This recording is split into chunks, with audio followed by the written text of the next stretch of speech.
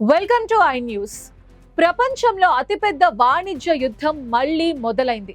America అధ్యక్షుడు Trump భారత్కు మరో గట్టి హెచ్చరిక చేశారు. భారత్ నుండి వస్తున్న బియ్యం దిగుమతులపై కొత్త సుంకాలు విధిస్తామని ఆయన వార్నింగ్ ఇచ్చారు. అమెరికన్ రైతులను కాపాడేందుకే ఈ చర్యలు అని ట్రంప్ పేర్కొన్నారు.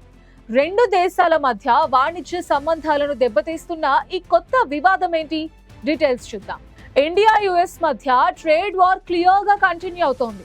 గతంలో ట్రంప్ హయాంలో 50% టారిఫ్లతో మొదలైన ఉద్రిక్తతలు ఇప్పుడు రైస్ డంపింగ్ అనే న్యూ పాయింట్ తో మళ్ళీ పీక్ స్టేజ్ కి చేరుకుంది. లేటెస్ట్ వార్నింగ్ ఏంటంటే, భారత్ నుండి అమెరికన్ మార్కెట్ లోకి వస్తున్న బియ్యం డంపింగ్ ని ఇమీడియట్ గా ఆపకపోతే న్యూ అండ్ హెవీ టారిఫ్లు విధిస్తామని ట్రంప్ స్ట్రాంగ్ గా వార్న్ చేశారు.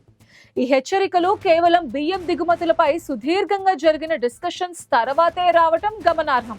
అమెరికన్ ఆఫీసర్స్ చెప్తున్న దాని ప్రకారం ఇండియా నుండి రైస్ దిగుమతులు ముఖ్యంగా బాస్మతి, నాన్ బాస్మతి రైస్ హద్దులు దాటి వస్తున్నాయి. దీనివల్ల అమెరికన్ ఫార్మర్స్ చాలా ఇబ్బందులు పడుతున్నారు.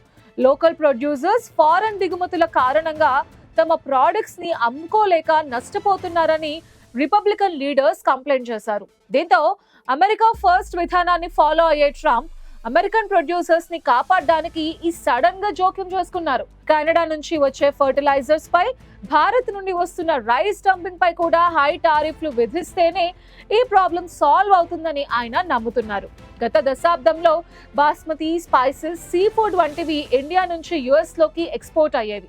ట్రంప్ ఈ హెవీ టారిఫ్లు ప్రకటించే వరకు ఇరు దేశాల కమర్షియల్ రిలేషన్స్ బానే ఉండేవి. ఎప్పుడైతే అగ్రెసివ్ టారిఫ్లు స్టార్ట్ అయ్యాయో అప్పటి నుంచే ఈ సంబంధాలు దెబ్బతిన్నాయి. ఇప్పుడు ట్రంప్ మళ్ళీ అధికారంలోకి వచ్చిన తర్వాత ఈ ట్రేడ్ వార్ మరింత పెద్దదయ్యే ఛాన్స్ ఉంది. న్యూఢిల్లీలో ఈ బిగ్ వార్నింగ్ పై ఎలా రియాక్ట్ అవుతుందో, ఈ సమస్యను ఎలా సాల్వ్ చేస్తుందో అనేది గ్లోబల్ ఎకానమీకి చాలా ఇంపార్టెంట్.